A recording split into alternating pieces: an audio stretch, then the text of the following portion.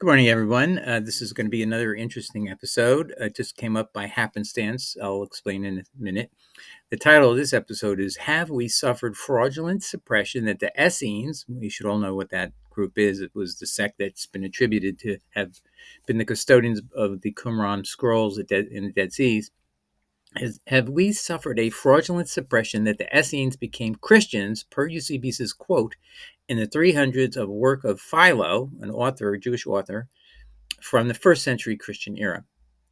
And I just throw a couple of headlines to show you that basically he wrote this work in 50 Christian era, Philo did, and he's the first author known to have written specifically on Essenes. So, I mean, he's an important figure, and this guy's words are never mentioned. Okay, so I was studying the works of George Reber. Now, George Reber is a pro-Paul person who tries to deflect all the attacks on Paul that he perceives in the book of Revelation and the other parts of the Bible. And one of the things he tries to do is debunk that St. John ever lived in Asia Minor.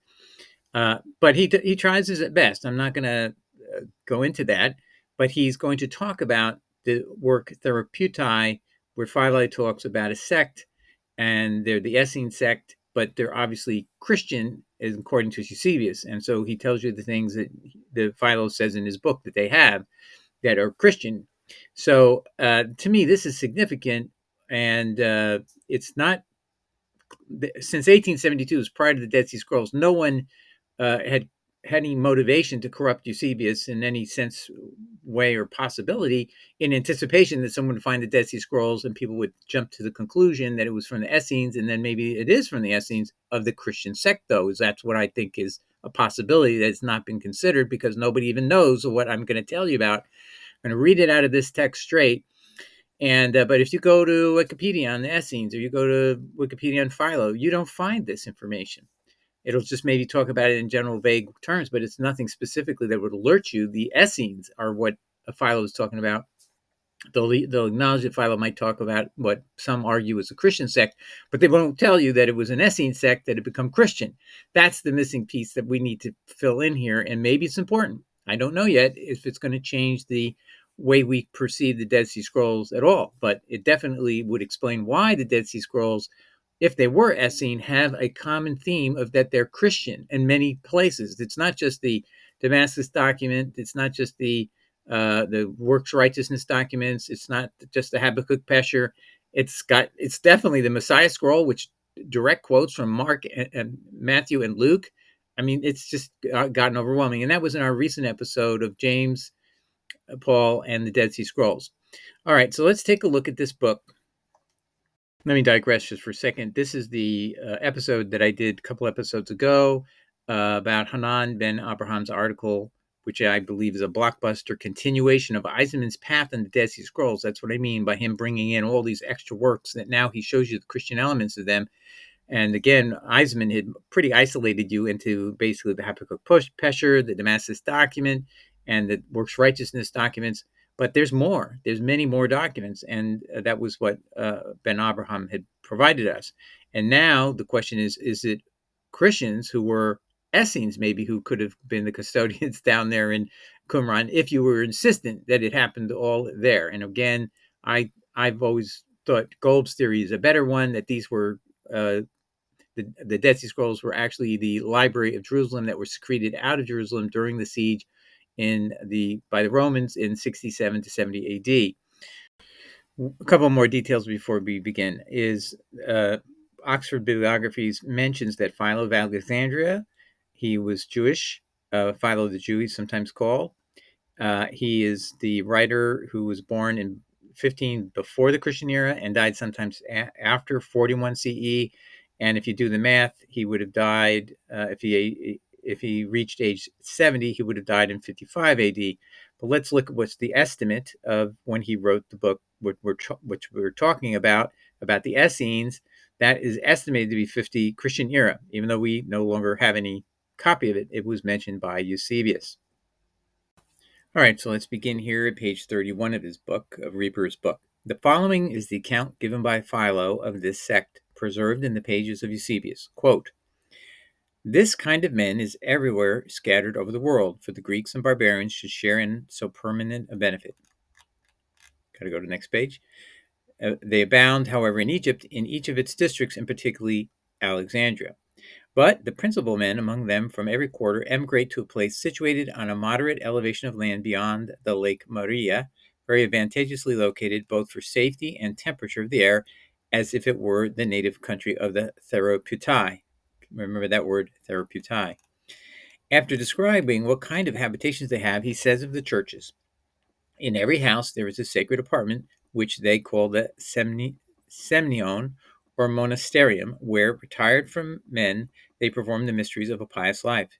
Hither they bring nothing with them, neither drink nor food, nor anything else requisite for the necessities of the body. They only bring the law and the inspired declarations of the prophets and hymns, and such things by which knowledge and piety may be augmented and perfected. After other matters, he, Philo, adds, the whole time between the morning and the evening is a constant exercise, for as they are engaged with the sacred scriptures, they reason and comment upon them, explaining the philosophy of their country in an allegorical manner. For they consider the verbal interpretation as signs indicative of a sacred sense communicated in obscure intimations. They have also commentaries of ancient men who, as founders of the sect, have left many monuments of their doctrine in allegorical representations, which they use as certain models imitating the manner of the original institution. Continuing with the quote, these facts appear to have been stated by a man who at least has paid attention to those that have expounded the sacred writings. But it is highly probable that the ancient commentaries which he says they have are the very Gospels and the writings of the apostles. I believe this is Eusebius telling us what he believes Philo is talking about, and probably some expositions of the ancient prophets, such as are contained in the Epistle to the Hebrews and many other of St. Paul's epistles. Afterwards, again, concerning the new Psalms which they composed, he thus writes, Philo thus writes. So I believe I'm reading correctly what we just read about the Gospels and the writings are Eusebius' inference. Okay, that doesn't mean it's not true. It just means that's who's saying that. This continues. Thus, they not only pass their time in meditation, but compose songs and hymns unto God, noting them of necessity with measure uncommonly serious through every variety of meters and tunes. Many other things concerning these persons he writes in the same book. Okay, so the quote ended just before the word many. So it ends with they have tunes, meters and tunes, and then Eusebius says many other things concerning these persons he writes in the same book. So he's digressing. All right, so let's continue with Eusebius's comments. Why need we add to these an account of their meetings, and the separate abodes of the men and the women in these meetings, and the exercises performed by them? Now, by the way, that idea that men and women are there kind of differentiates them from the Essenes that we know of from Josephus, just so you know.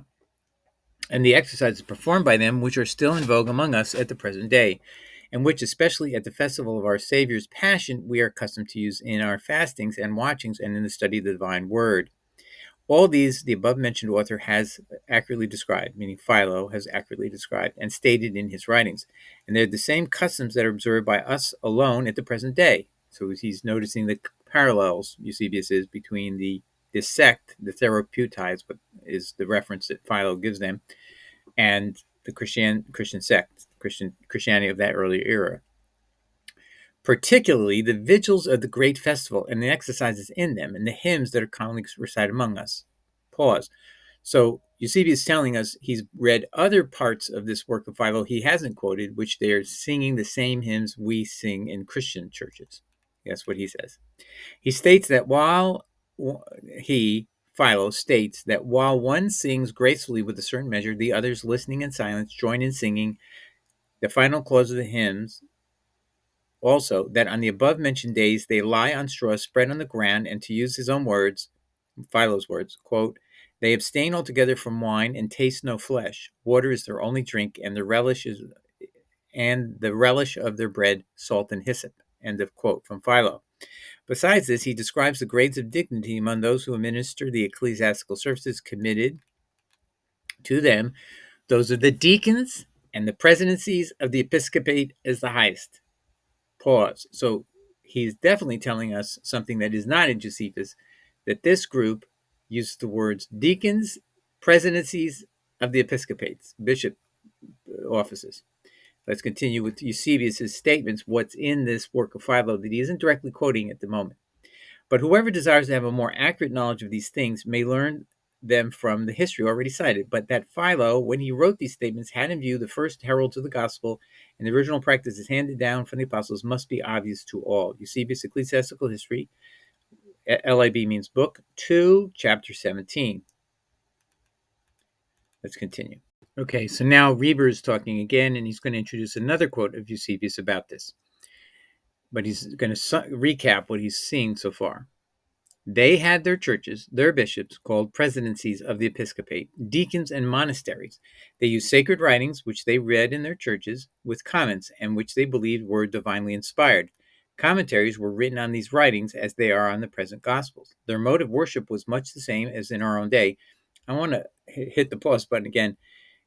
You got to know, Philo is a Jewish person. He's only looking at the things that are in common, probably, with his own faith background. And he's not noticing, perhaps, or wanting to even mention there's anything beyond what looks like a Jewish sect. But this Jewish sect has this very clear parallel to what is going on in the Christian early church, which we see in the book of Acts, these kind of offices, the deacons and so on. Let's continue. Their mode of worship was much the same as in our own day, and they had missionaries all over Asia and in many parts of Europe. The day observed by Christians afterwards as the festival of our Savior's Passion was observed by them as sacred. So he's telling us, he's summarizing, Reber is parts of Eusebius that he hasn't told us about, that they were honoring and worshiping on the first day of the week, which today is our day of the sun, but in those days that didn't even exist yet. That was only created in 321 AD, the day of the sun, by Constantine's order to rest on that day. So they are celebrating on what we call the Lord's Day, and that was a common practice of Christians in that era in the early church. So the day observed by Christians afterwards as the festival, our Savior's Passion, was observed by them as sacred, and which they passed in fasting, watching, and the study of the sacred writings. All this, we are assured, is true by the authority of Josephus, Philo, and Eusebius. So strong is the resemblance in doctrines and form of church government between these ancient Theraputae, that's the word Philo gave them, that Eusebius, because he could not deny the similitudes, undertook the task of proving that the Essenes were Christians and that their sacred writings were the four Gospels. He says, quote, quoting Eusebius, but it's highly probable that the ancient writings which he, Philo, says they have are the very Gospels and writings of the Apostles, and probably some expositions of the ancient prophets, such as are contained in the epistles to the Hebrews and many others of the St. Paul's epistles. Eusebius, Ecclesiastical History, Book 2, Chapter 17.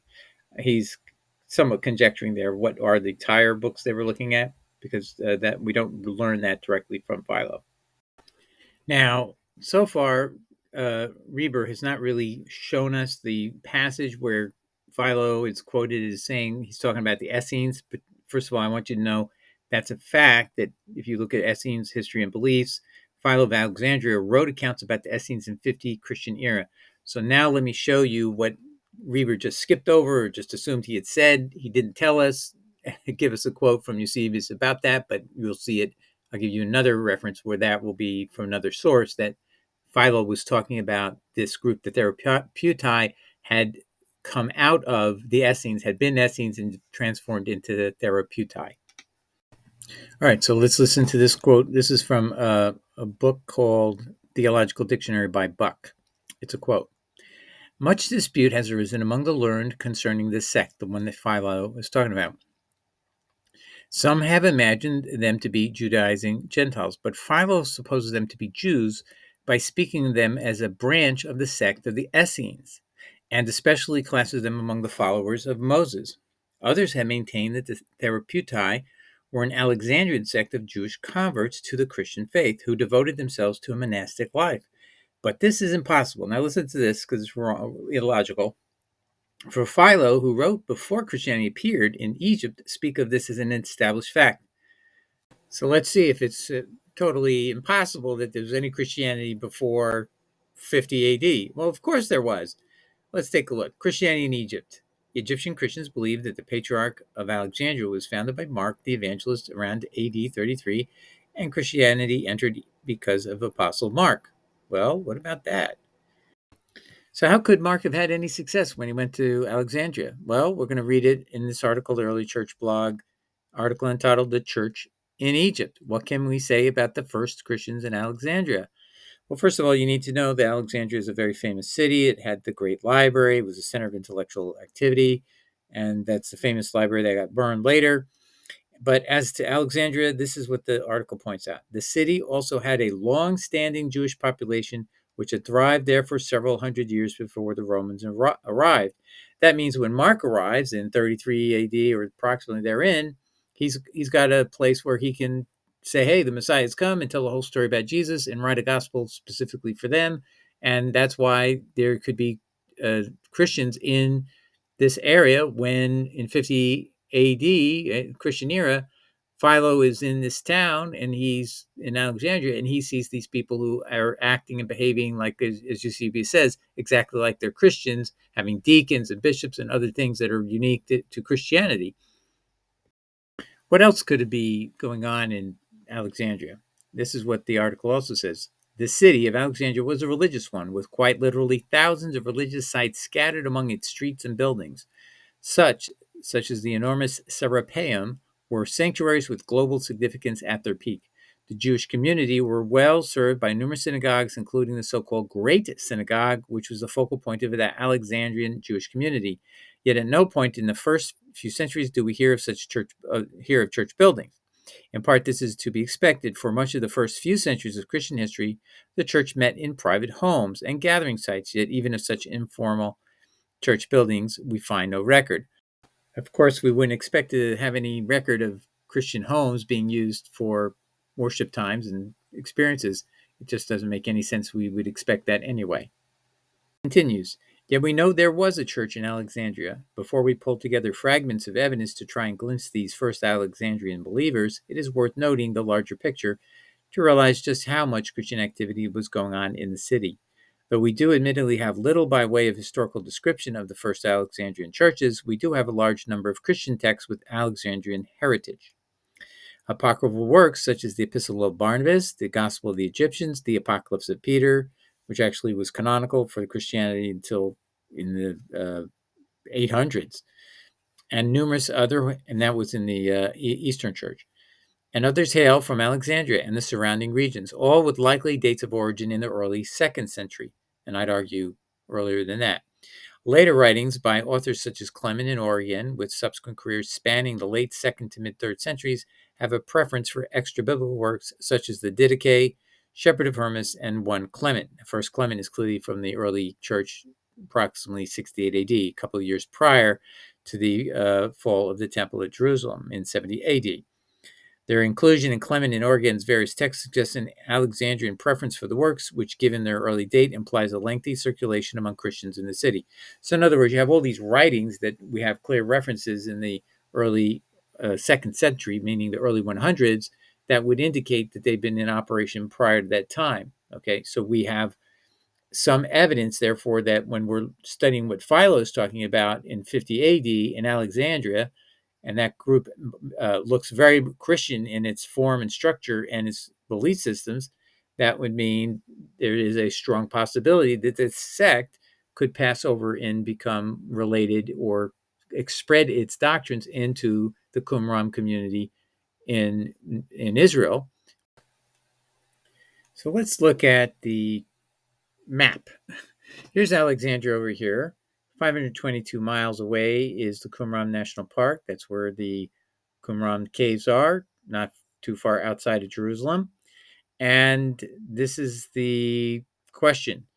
Could the Alexandrian Jews that Philo saw in 50 Christian era really have been Christians, and they maybe weren't disclosing it, or Philo wasn't disclosing their full views?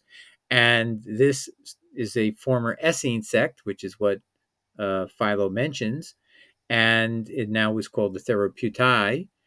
And now somehow, when you look at the distance here, in 20 years later is the fall of the Temple of Jerusalem, and that's approximately when these documents were all transported and put in these caves over here. Now, all I'm asking is it possible that this Theraputae or Essenes, Reformed Essenes, they made this trip, or they passed, one of their members came over and spread the Christian doctrine into the Essenes of this community, if they even existed there, which is speculative, if you ask me, but let's assume that the Qumram community had Essenes in it at any time. Still, they could have been transformed into Christians through this the Theraputae of Alexandria, because they were influential in the sect. Therefore, we can conclude possibly that the Dead Sea Scrolls, if they were done by the Essenes, which is an assumption, I think, but most scholars claim that's what they think is true, but they haven't told us that it could be the Christians had already impacted Essenes, and by this time they had been influenced by the influence from Alexandrian Essenes that became the Theraputae, which are apparently just really Christians, and they could have transformed the Essenes that existed at Qumram by 70 AD before the temple falls, and all these records have to be secreted out to these caves to protect them from the sieging Romans. So there's plenty of time to get it done, to have that transformation, those influences happen. And yet we're not even told that's even something to think about, because we're not even ever told the Essenes had been transformed into Theraputae, who then, according to Eusebius, when you read between the lines, you can see it's a Christian sect with deacons and bishops and all these other things, and doctrines and teachings that are very similar to Christianity. Okay, so it's just something I'm throwing out there for the moment to think about it. It's a possibility, and we'll see if anything confirms it further, but that's the idea for the moment. All right, God bless. Take care. Ciao. Bye.